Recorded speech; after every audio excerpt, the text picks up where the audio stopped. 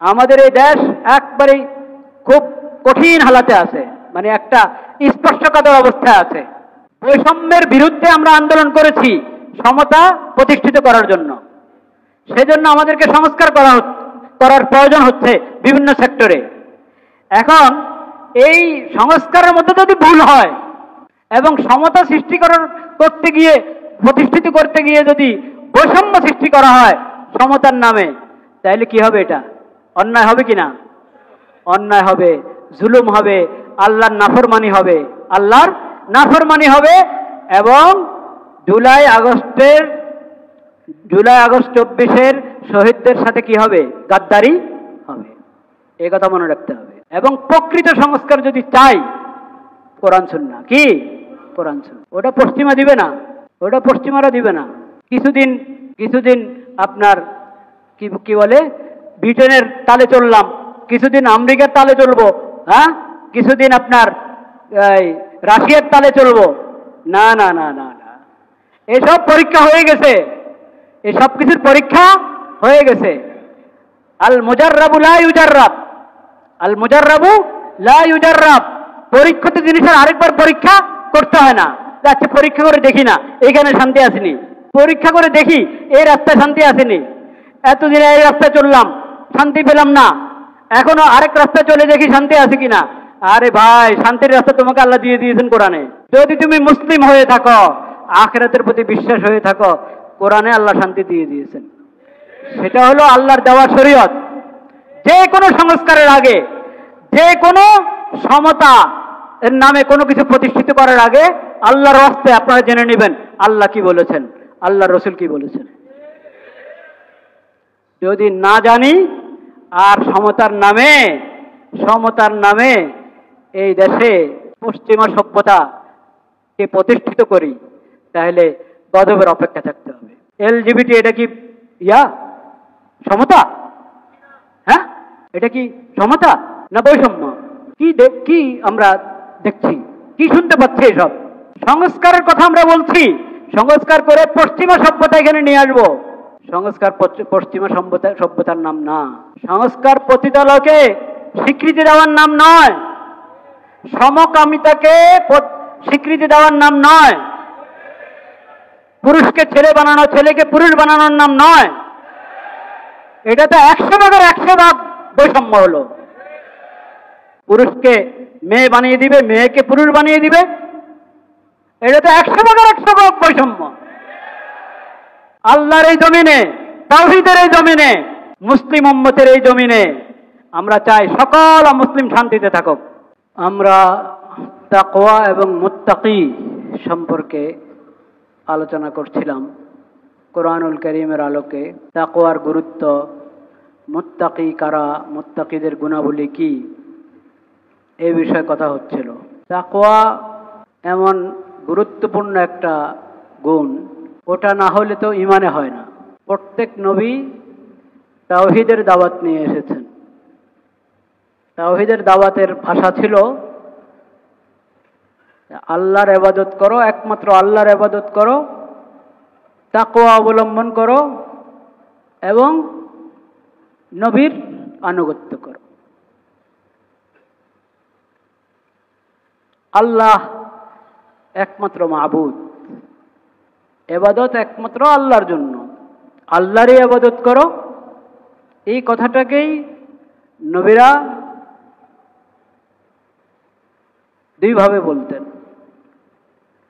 আল্লাহ ব্যতীত কারো ইবাদত করো না, আর আল্লাহকে ভয় করো।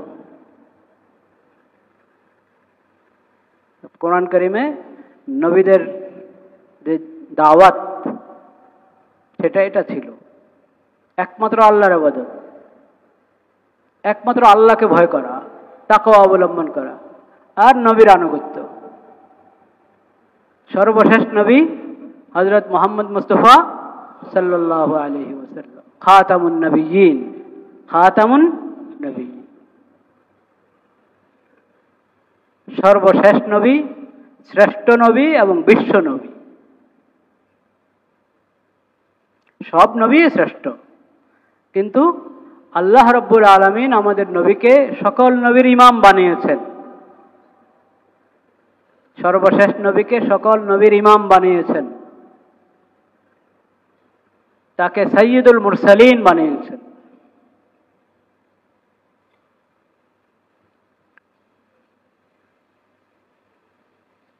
তো নবীর আনুগত্য, আল্লাহর ইবাদত এবং তাকওয়া, এটার নাম হলো ঈমান। কোরআন কারীম প্রথম সূরা ফাতিহার পরে দ্বিতীয় সূরা আলিফ লাম মিম। আলিফ লাম মিমের মধ্যে প্রথম কথায় আল্লাহ বলেছেন যে কোরআন কারীম, এতে কোনো ধরনের কোনো সন্দেহ নেই, এটা আল্লাহর কালাম, এতেও কোনো সন্দেহ নেই, এটাতে যা আছে সব নূর এবং হেদায়েত, এতেও কোনো সন্দেহ নেই। এই কিতাবকে আল্লাহ কোরআন কিয়ামত পর্যন্ত সংরক্ষণ করবেন, হেফাজতে রাখবেন, এতেও কোনো সন্দেহ নেই। যা রয়বাফি। এখন এই কিতাব তো হেদায়েত কার জন্য? কার জন্য হেদায়েত? লিল মুত্তাকিন, হুদাল লিল মুত্তাকিন, মুত্তাকিদের জন্য হেদায়েত। তাকওয়ার জিন্দেগি কোরআন থেকেই শিখবে, কিন্তু তাকওয়া যদি না থাকে তো কোরআন থেকে উপকৃত হবে না। যার মধ্যে আল্লাহর ভয় নাই, আখিরাতের বিশ্বাস নাই, তো সে কোরআন কারীমের হেদায়েত গ্রহণ করবে? কখনো করবে না। কোরআন কারীম আগাগোড়া হেদায়েত। যদি গোমরাহি থেকে বাঁচতে চাও, হেদায়েত পেতে চাও, কোরআন। অন্ধকার থেকে বাঁচতে চাও, আলো গ্রহণ করতে চাও, তো কোরআন। আলোকিত মানুষ কেমন হয় এটা কোরআন থেকে নিতে হবে। আলোকিত মানুষ চাই, কিন্তু আলো কোথায় আছে? কোরআনে। কোরআনের সাথে কোনো সম্পর্ক নাই, আলোকিত মানুষ পাবেন না। আলোকিত মানুষ হতে হলে তাকওয়া থাকতে হবে। তাকওয়া কাকে বলে, তাকওয়ার জীবন কেমন হয়, এটা বুঝতে হলে কোরআনের দ্বারস্থ হতে হবে, কোরআনের দিকে আসতে হবে। হুদাল লিল মুত্তাকিন।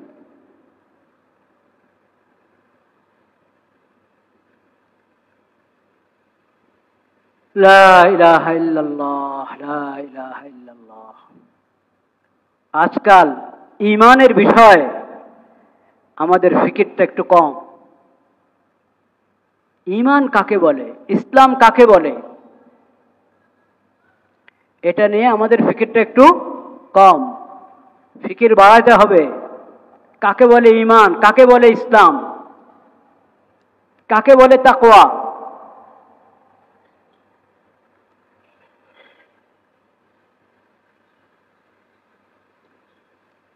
কালিমা একবার পড়েছি, ঈমান আনা হয়ে গেল। কিন্তু ঈমান এমন জিনিস যে ঈমান আনলাম আর রেখে দিলাম। ঈমান কি এমন জিনিস? কখনো না। আলাম তারা কাইফা দারাবাল্লাহু মাসালান কালিমাতান তাইয়্যিবা কাশাজারাতিন তাইয়্যিবা আসলুহা সাবিতুন ওয়া ফারউহা ফিস সামা। সূরা ইব্রাহিম। কালিমায়ে তৈয়বার মাধ্যমে আমি ঈমান এনেছি, তো এটাকে তো আল্লাহ তাআলা, ঈমান কি জিনিস আমাদেরকে আল্লাহ তাআলা বুঝিয়েছেন যে কালিমায়ে তৈয়বা এটা হলো সাজারায়ে তৈয়বার মতো একটা পবিত্র বৃক্ষ, গাছ। ঈমানের কালিমা যখন তুমি পাঠ করলে, অন্তর থেকে বিশ্বাস করলে, তো এর অর্থ হলো তুমি একটা গাছ রোপণ করলে, একটা গাছ রোপণ করলে। এই গাছটা কোন জমিনে? কলবের জমিনে। কালিমার মাধ্যমে আমি যে গাছ রোপণ করেছি, পবিত্র গাছ, পবিত্র বৃক্ষ রোপণ করেছি, এটা কোথায়? কলবের জমিনে। আসলুহা সাবিতুন, কলবের জমিনে ঈমানের বৃক্ষ যে আমি রোপণ করলাম। আপনি এমনি যদি কোনো গাছ লাগান, তো এটার যত্ন নিতে হয় না? হ্যাঁ, পানি দিতে হয়, আরো যা করার, যেমন যেভাবে যত্ন নেওয়া দরকার যে গাছের, সেভাবে যত্ন নিতে হয়, আগাছা সাফ করতে হয়, এটাকে হেফাজত করতে হয়। তো এই ঈমান নামক যে বৃক্ষ, এটারও কি করতে হবে? হেফাজত করতে হবে, যত্ন নিতে হবে, এটার জন্য কাজ আছে। তাহলে এটা কলবের জমিনে মজবুত হয়ে বসবে।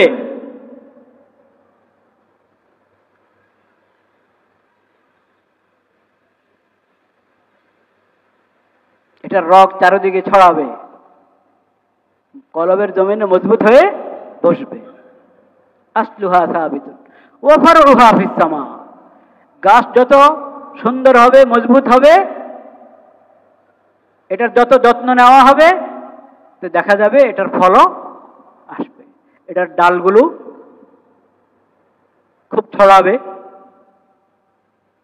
ফারউহা ফিস সামা। সেই ফলগুলো কি? ঈমান নামের বৃক্ষের ফল কি? নেক আমল, নেক আমল, তাকওয়ার জিন্দেগি, গুনাহ থেকে বাঁচা, অপরাধ থেকে বাঁচা, সমস্ত ফিতনা থেকে দূরে থাকা। এটা হলো ঈমান নামক বৃক্ষের কি? ফল। এই ফল আসতে থাকবে যদি ঈমানকে আমি মজবুত করতে থাকি। যত নেক আমল হবে তত এই গাছ আরো মজবুত হবে, আরো বেশি নেক আমল আসতে থাকবে। যত গুনাহ থেকে বাঁচবো, এই ঈমানের গাছটা আরো শক্তিশালী হবে, গুনাহ থেকে বাঁচা আরো সহজ হয়ে যাবে সামনে। আসলুহা সাবিতুন ওয়া ফারউহা ফিস সামা। তো কিসের নাম ঈমান? এই ঈমান কিসের নাম? একমাত্র আল্লাহর প্রতি বিশ্বাস, আখিরাতের প্রতি বিশ্বাস, যে আকীদাগুলো আমরা জানি, সেই আকীদাগুলো তো আছেই। আমানতু বিল্লাহ ওয়া মালাইকাতিহি ওয়া কুতুবিহি ওয়া রুসুলিহি ওয়াল ইয়াউমিল আখির ওয়াল কদরি খাইরিহি ওয়া শাররিহি মিনাল্লাহি তাআলা ওয়াল বাসি বাদাল মাউত। অনেকগুলো আকীদা এই ঈমানের মধ্যে, ঈমানে মুফাসসাল যেটা আমরা মক্তবে পড়ে এসেছি, অনেক আকীদা এটার মধ্যে আছে। কিন্তু আকীদাগুলো বুঝতে হবে, এক এক আকীদার অধীনে কতগুলো ঈমানি কথা আছে, এবং কোন আকীদার বিপরীত কি কি কাজ, কি কি কথা। যেসব কাজ এবং কথা, যেসব চিন্তা ঈমানি আকীদার বিপরীত, পরিপন্থী, ওই কথা বললে, ওই কাজ করলে ঈমান থাকে না, ঈমানের আকীদাটা শেষ হয়ে যায়, কালিমা শেষ হয়ে যায়, এগুলো জানা দরকার কিনা? কে জানবে? হুদাল লিল মুত্তাকিন। তাকওয়া থাকলে তখন জানার ফিকির হবে, তখন সেটা নিজের মধ্যে, নিজের দিলের মধ্যে, নিজের আমলের মধ্যে বাস্তবায়ন করার চিন্তা আসবে, যদি আমার মধ্যে তাকওয়া থাকে, আখিরাতের প্রতি বিশ্বাস থাকে।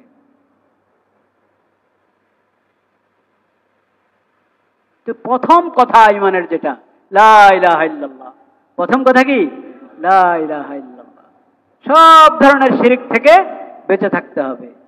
একমাত্র আল্লাহ হলেন মাবুদ, একমাত্র আল্লাহর ইবাদত করতে হবে। ইয়াকা না'বুদু ওয়া ইয়াকা নাস্তাঈন। হে আল্লাহ, আমরা একমাত্র আপনারই ইবাদত করি এবং একমাত্র আপনার কাছেই প্রার্থনা চাই। প্রার্থনার হাত একমাত্র কার দরবারে উঠবে? আল্লাহর দরবারে উঠবে। এই কপাল কার প্রতি, কার সজদা করবে? একমাত্র আল্লাহকে সজদা করবে। আল্লাহর সজদার জন্য, আল্লাহকে সজদা করার জন্য জমিনে লুটে পড়বে। সজদা একমাত্র আল্লাহর হক, প্রার্থনা একমাত্র আল্লাহর হক। ইয়াকা না'বুদু ওয়া ইয়াকা নাস্তাঈন। প্রথম কথা লা ইলাহা ইল্লাল্লাহ। দ্বিতীয় কথা মুহাম্মাদুর রাসূলুল্লাহ। মুহাম্মদ সাল্লাল্লাহু আলাইহি ওয়াসাল্লাম আল্লাহর রাসূল, তিনি সর্বশেষ নবী, শ্রেষ্ঠ নবী, বিশ্ব নবী। তাকে আল্লাহ তাআলা যে শরীয়ত দান করেছেন, মুক্তি, সফলতা একমাত্র ওই শরীয়তের অনুসরণের মধ্যে। সূরাতুল জাসিয়া 25 নম্বর পারায় আল্লাহ তাআলা বলেছেন,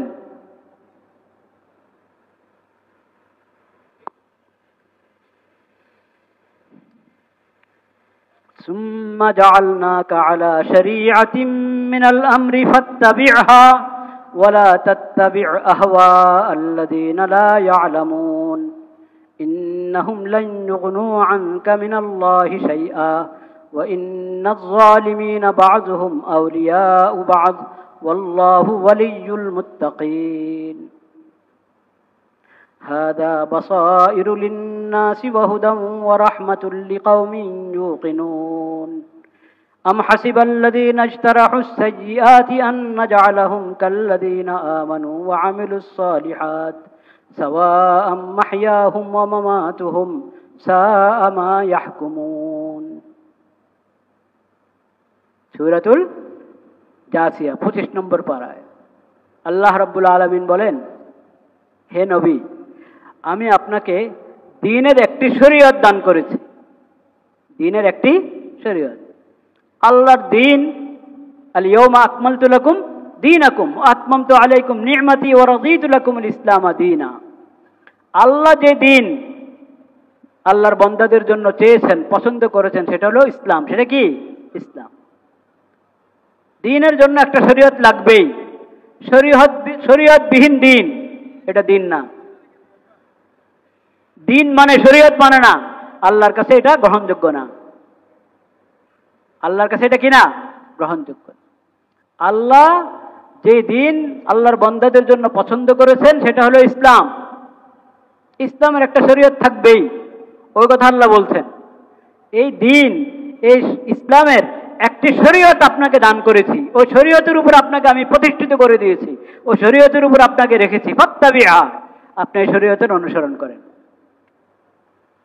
নবীকে আল্লাহ বলছেন এই শরীয়ত মেনে চলেন, তাহলে নবীর উম্মতরা এই শরীয়ত মেনে চলতে হবে কিনা? সুম্মা জাআলনাকা আলা শরীআতিন মিনাল আমরি ফাত্তাবি'হা ওয়া লা তাত্তাবি' আহওয়া আল্লাযীনা লা ইয়ালামুন। যাদের কাছে ওহীর ইলম নাই, খুব পণ্ডিত, দুনিয়া খুব ভালো বোঝে, আল্লাহ সেটা বলছেন না। যাদের কাছে ওহীর ইলম নাই, ওহীর জ্ঞান নাই, তাদের খেয়াল খুশি অনুসরণ করবেন না হে নবী। এটা হলো তাকওয়া, এটা হলো ঈমান, ইসলাম। আপনাকে শরীয়ত দান করেছি। ইসলাম সকলের জন্য দ্বীন। দ্বীন বলতে তার মধ্যে শরীয়ত থাকবে। ইসলামের শরীয়ত আপনাকে দান করলাম এই কোরআনের মাধ্যমে, হাদিসের মাধ্যমে। হে নবী, আপনার সুন্নত, আপনার জীবন, এটাই উম্মতের জন্য কি? আদর্শ। লাকাদ কানা লাকুম ফি রাসূলিল্লাহি উসওয়াতুন হাসানাহ লিমান কানা ইয়ারজুল্লাহ ওয়াল ইয়াউমাল আখির।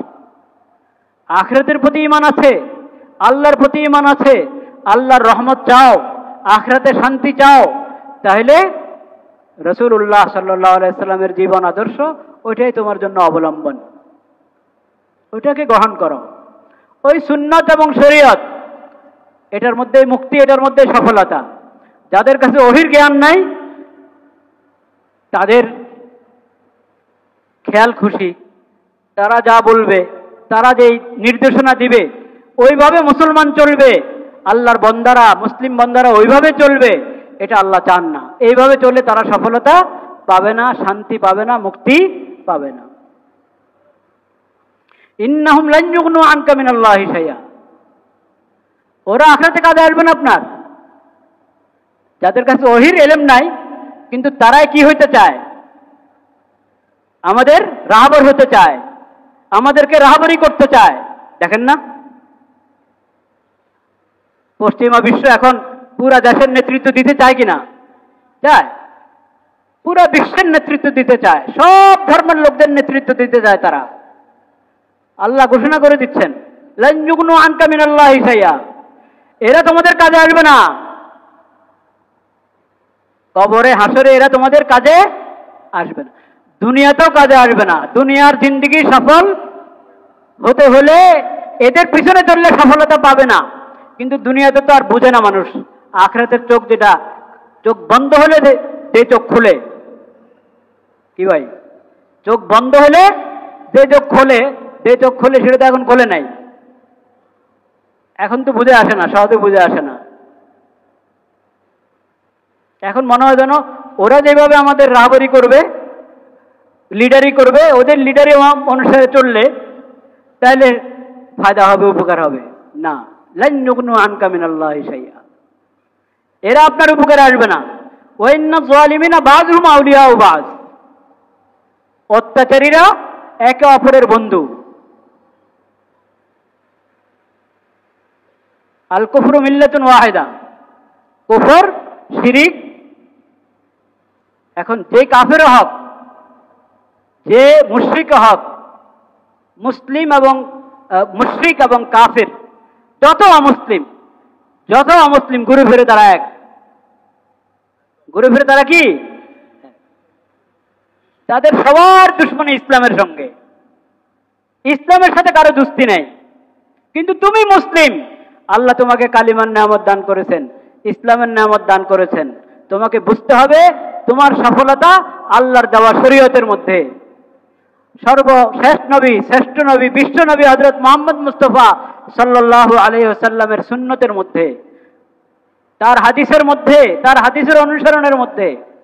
কোরআন সুন্নাহ, আল্লাহর দেওয়া শরীয়ত, আল্লাহর নবীর সুন্নত, এর বাইরে গিয়ে তোমরা সফলতা পাবে না, মুক্তি পাবে না। এখন যারা তোমাদেরকে পরিচালনা করতে চান, তাদের পিছনে চললে তোমাদের দুনিয়াও বরবাদ, আখিরাতও বরবাদ। দুনিয়াতে বরবাদ, এটা হয়তো কোনো সময় টের পাবে, কোনো সময় টের পাবে না। আখিরাতে বরবাদ, ওটা তো একবারই চোখ বন্ধ হওয়ার পর থেকে শুরু হয়ে যাবে। কিচ্ছু খুঁজে পাওয়া যাবে না, কাউকে খুঁজে পাওয়া যাবে না, কোনো লিডারদেরকে তখন খুঁজে পাওয়া যাবে না।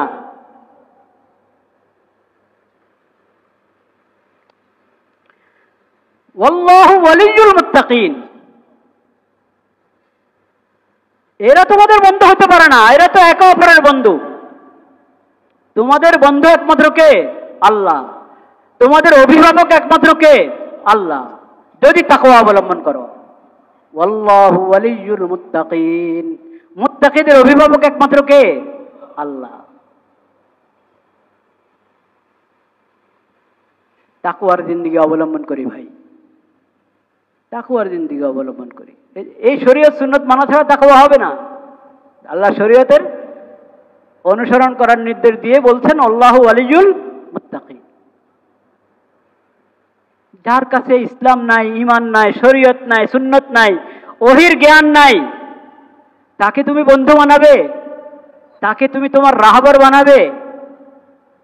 তাদেরকে রাহবার বানালে তোমার কোনো ফায়দা হবে না।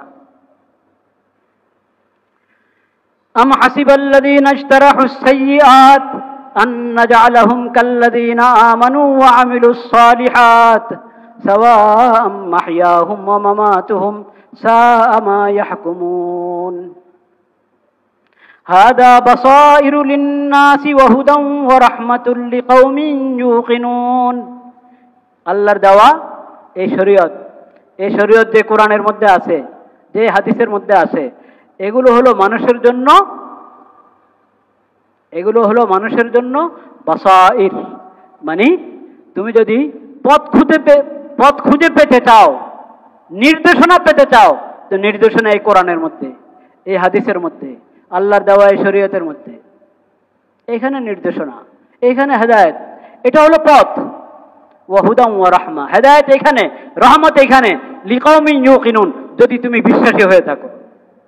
যদি তুমি বিশ্বাসী হয়ে থাকো, আল্লাহর প্রতি বিশ্বাস থাকে, ঈমান থাকে, আখিরাতের প্রতি বিশ্বাস থাকে, তো তোমার পথ পশ্চিমারা যেটা দেখায় ওটা না, অমুসলিমরা যেটা দেখায় ওটা না, ইহুদিরা খ্রিস্টানরা যেটা দেখায় সেটা না, মুশরিকরা যেটা দেখায় ওটা না। তোমার পথ হলো আল্লাহ যেটা দেখান সেটা। তোমার পথ হলো আখিরি নবী হযরত মুহাম্মদ মুস্তাফা সাল্লাল্লাহু আলাইহি ওয়াসাল্লাম যেটা দেখান সেটা তোমার হেদায়েত। তুমি যদি রহমত চাও তাহলে সেটা এই আল্লাহর দেওয়া এই শরীয়তের মধ্যে, আখিরি নবীর সুন্নতের মধ্যে। আম হাসিবাল্লাযীনা ইশতারাহুস সাইয়্যাত, যারা অপরাধী, পাপী, যত অশ্লীলতা, যত দুর্নীতি যাদের মধ্যে, এরা কি ভাবছে আমি তাদেরকে ওই লোকদের মতো, আমার ওই বান্দাদের মতো ওদেরকে বানিয়ে দেব, ওদেরকে ধরে নিব আমার ওই বান্দাদের মতো যারা ঈমান এনেছে, নেক আমল করেছে? সম্ভব?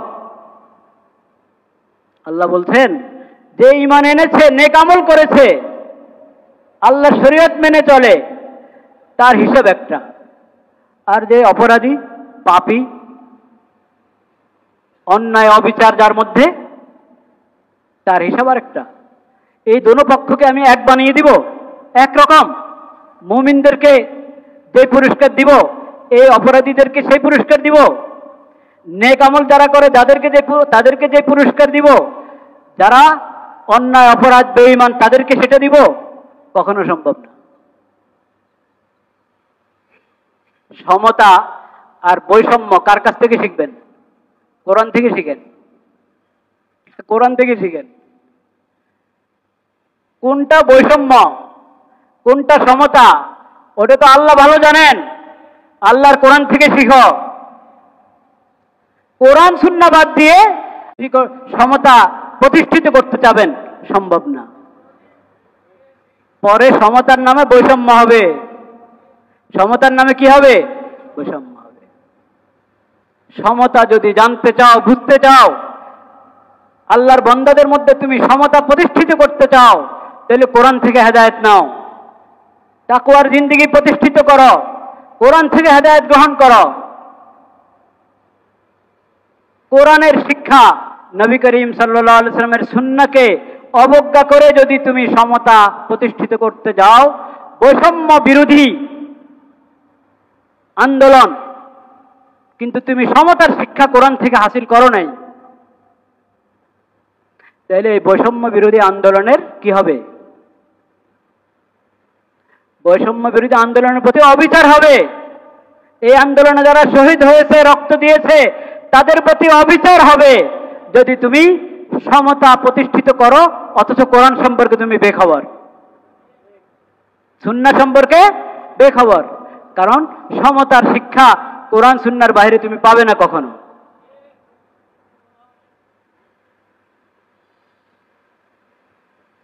এই যে দেখেন, আল্লাহ তাআলা ভাগ করে দিয়েছেন মুমিন আর মুমিন না।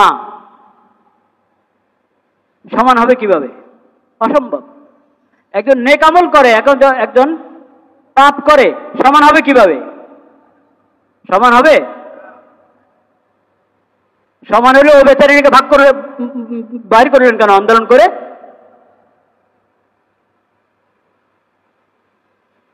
এটা দেশে কথা, সন্ধ্যা পর্যন্ত অপেক্ষা করতে পারে নাই, আন্দোলনের মুখে বের করে দিলেন। এর মানে ইনসাফ আর জুলুম এক হতে পারে না।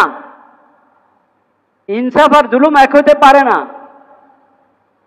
ঈমান আর মুনাফিকি এক হতে পারে না। আমানত এবং খেয়ানত এক হতে পারে না। আমানত, সততা, সত্যবাদিতা আর দুর্নীতি এক হতে পারে? এক হতে পারে না। তাহলে সমতা আর বৈষম্য এটা কার কাছ থেকে শিখতে হবে? কোরআন থেকে শিখতে হবে, সুন্নাহ থেকে শিখতে হবে। সাওয়াম মাহইয়াহুম ওয়া মামাতুহুম, তাদের হায়াত, তাদের মত একরকম হবে?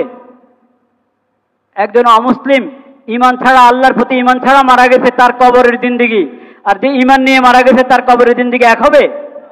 সম্ভব না। তার হাসরের জিন্দেগি এক হবে? এক হবে না। মাহইয়াহুম, জীবদ্দশায় ঈমানওয়ালার জিন্দেগি, ঈমানওয়ালার জিন্দেগি, নেক আমলওয়ালার জিন্দেগি, সুন্নতের অনুসারী লোকের জিন্দেগি যত শান্তিময় হয়, যত শান্তিময় হয়, একজন অমুসলিমের আল্লাহর প্রতি ঈমান নাই, আখিরাতের প্রতি ঈমান নাই, তার জীবন শান্তিময় হতে পারে না, হতে পারে না। অথচ আল্লাহ তাআলা আল্লাহর প্রতি ঈমান না থাকা সত্ত্বেও, আল্লাহর প্রতি ঈমান না থাকা সত্ত্বেও তাকে আল্লাহর জমিনে থাকতে দিচ্ছেন, দিচ্ছেন না? হ্যাঁ, আল্লাহ তাআলা বাধ্য করে মুসলমান বানাচ্ছেন কাউকে? আল্লাহ শরীয়তে এই বিধান দেয় না তুমি বাধ্য করে কাউকে মুসলমান বানাও, এই বিধান শরীয়তে আল্লাহ দেন নাই। লা ইকরাহা ফিদ্দিন। আল্লাহ ঈমানের দাওয়াত দিয়েছেন, সবাই ঈমান আনো, ঈমানের মধ্যে শান্তি। ঈমান ছাড়া যদি মরো তাহলে আখিরাতে ধরা আছে। আখিরাতে কি আছে? আল্লাহ এই কথা বলে দিয়েছেন। কিন্তু আল্লাহ বলেন নাই, আল্লাহ তাআলা বলেন নাই যে বাধ্য করে কাউকে কি করো? মুসলমান বানাও, বলেন না আল্লাহ তাআলা। এর মানে কি? আল্লাহ তাআলা অমুসলিমদেরকে আল্লাহর জমিনে নিরাপদে থাকতে দিচ্ছেন, নিরাপদে থাকতে দিচ্ছেন। তাদের জানমালের নিরাপত্তা, তাদের ইজ্জতের নিরাপত্তা আল্লাহ তাআলা দিয়ে দিয়েছেন সব অমুসলিমকে, সমস্ত অমুসলিমকে আল্লাহর পক্ষ থেকে নিরাপত্তা দেওয়া আছে, আল্লাহর জমিনে তারা থাকতে পারবে। অথচ আল্লাহর বিদ্রোহী, আল্লাহর কি বিদ্রোহী, আল্লাহর প্রতি ঈমান নাই, আল্লাহর বান্দা হয়ে আল্লাহ তাকে সৃষ্টি করেছেন, আল্লাহর নিয়ামত ভোগ করছে, আল্লাহর জমিনে থাকছে, আল্লাহর আবহাওয়া গ্রহণ করছে, আল্লাহর নিয়ামতে ডুবে আছে, কিন্তু আল্লাহকে মানে না, আল্লাহকে বিশ্বাস করে না, আল্লাহর দেওয়া শরীয়ত বিশ্বাস করে না, আখিরাতকে বিশ্বাস করে না, তা আল্লাহ তাআলা তার জানমালের নিরাপত্তা দিয়ে রাখছেন। ঠিক না ঠিক? ঠিক। কিন্তু আপনি জিজ্ঞাসা করেন শান্তিতে আছে কিনা? সে শান্তিতে নাই। অমুসলিমরা যদি জানতো একজন মুমিন ঈমানের কারণে কি শান্তিতে থাকে, তার দিল কত প্রশান্ত, যদি অমুসলিমরা জানতো, সব মুসলিম একসাথে ঈমান নিয়ে আসতো। কিন্তু আমরা ঈমানওয়ালারা, ঈমান নেয়ামত আল্লাহ যাদেরকে দিয়েছেন, দান করেছেন, ঈমানটা তো এরকম হতে হবে নাকি?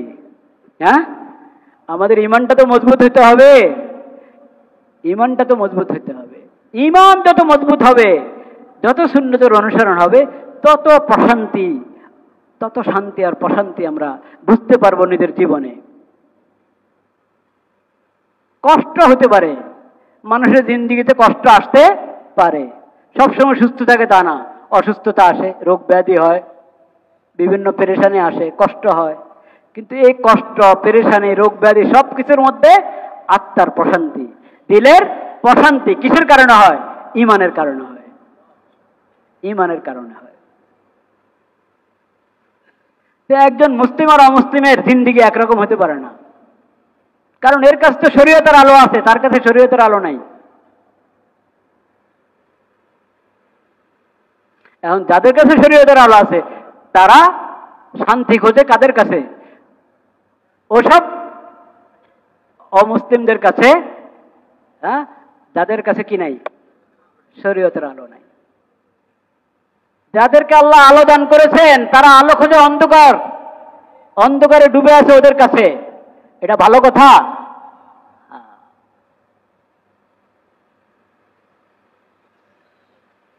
শান্তি তো দিতে পারবে ইসলাম, শান্তি আসবে ইসলামের শরীয়তে, আলো আসবে ইসলামের শরীয়তের অনুসরণের মধ্যে।